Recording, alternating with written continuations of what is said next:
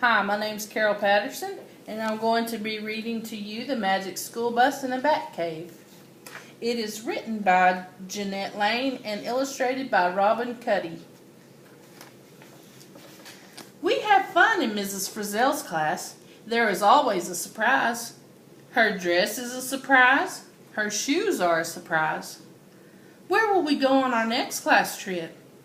We don't know, but it will be fun. Today we will study bats. Bats are amazing, says the Frizz. Can I bat first? I love baseball. Not that kind of bat, Carlos. All of a sudden Tim says, a lot of bats live at my house. I wonder why, says Phoebe. It's time for a trip. Let's go to Tim's house and see, Mrs. Frizzell says. My dad is home today. He can help us find out about the bats, says Tim. The Frizz has gone batty. That happened a long time ago. When we get to Tim's, he looks around. That's funny, says Tim. My dad should be home today. Where could he be? Where are the bats? Asked D.A. This way. We look at Tim's house. We see lots of bats. They are hanging under the roof.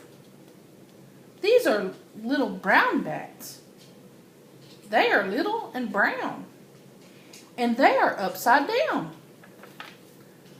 D.A. reads to us.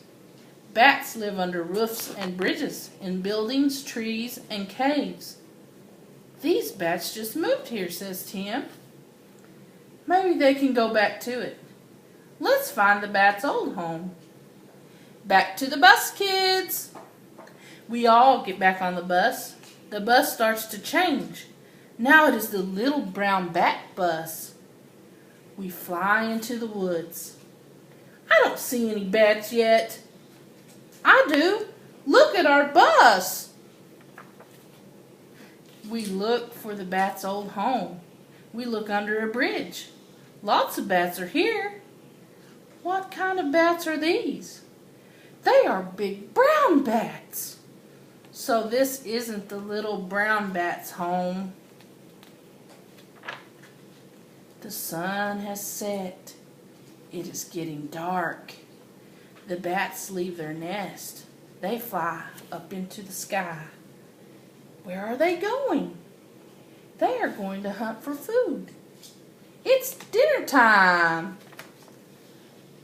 It's dark in the woods. We can hardly see. How do bats find bugs if they can't see them? They aren't using their eyes. They're using their ears. We spot a cave.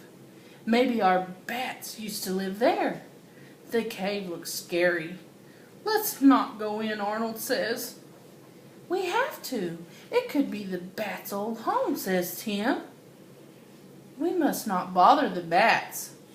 Be very quiet, class.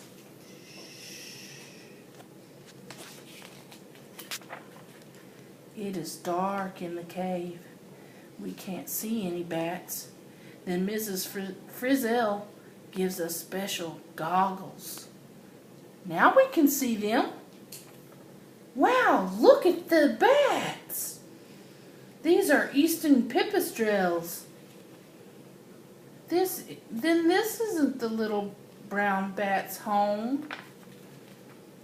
Tim's bats did not live here. Let's keep looking, the Frizz says.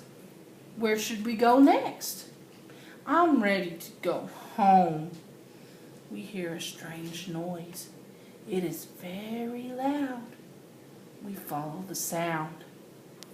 Is this a good idea? Do you have to ask? Bang, bang, bang! On our way, we see a tree. It is lying on the ground. The tree has a big hole in it. We see bat droppings around the tree. This tree must be the bat's old home. They had to leave when the tree fell. I guess they can't move back. Let's keep following that noise, kids. Bang, bang, bang! Now the bus is just a bus again. Mrs. Frizzell follows the sound to Tim's house. We see Tim's dad banging a hammer. He's making a wooden house for the bats. I'm building a bat house. They need a safe place to live.